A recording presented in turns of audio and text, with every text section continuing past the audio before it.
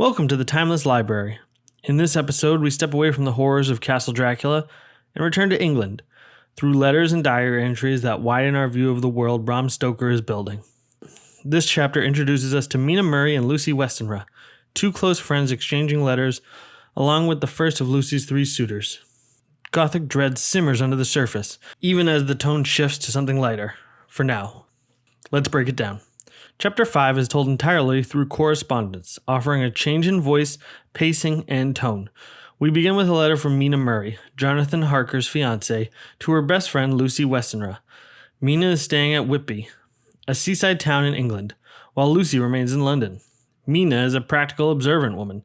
She writes about learning shorthand and typing to help Jonathan with his legal work, hinting at her intelligence and devotion. But behind her calm voice, there's concern. She hasn't heard from Jonathan in a while. Lucy's replies are warm, bubbly, and carefree. She tells Mina she's had 3 marriage proposals in one day. Dr. John Seward, a psychiatrist who runs an insane asylum, Quincy Morris, an American cowboy full of charm, and Arthur Holmwood, a nobleman and Lucy's eventual fiancé. She rejects Seward and Morris kindly, but accepts Holmwood's proposal. All 3 men, however, remain friends, and more importantly, will become allies in the struggle to come. The tone is deceptively cheerful. The women speak of dresses, engagement, and the future. But between the lines, there's tension. Mina hasn't received word from Jonathan.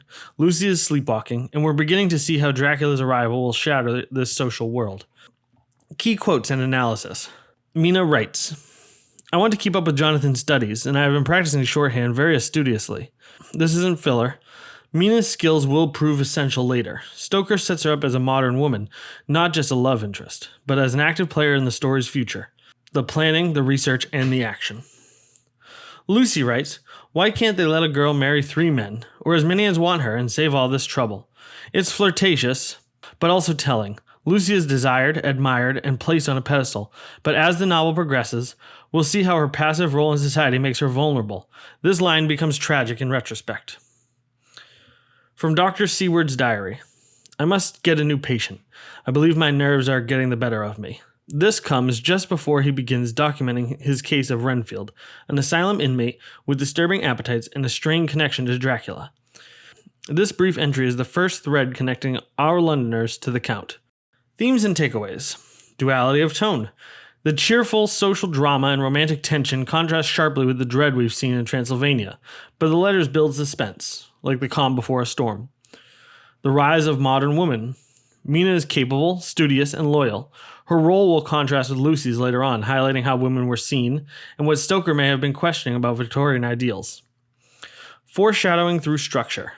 We now shift between diaries, letters, and telegrams. This fragmented style doesn't just add realism, it builds a sense of unease. Dracula is creeping west, and the characters don't yet realize how connected they're becoming.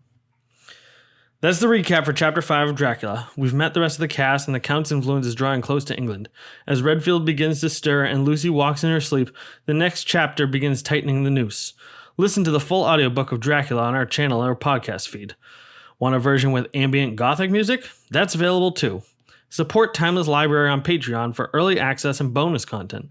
Don't forget to like, follow, and share to help us bring more classics to life.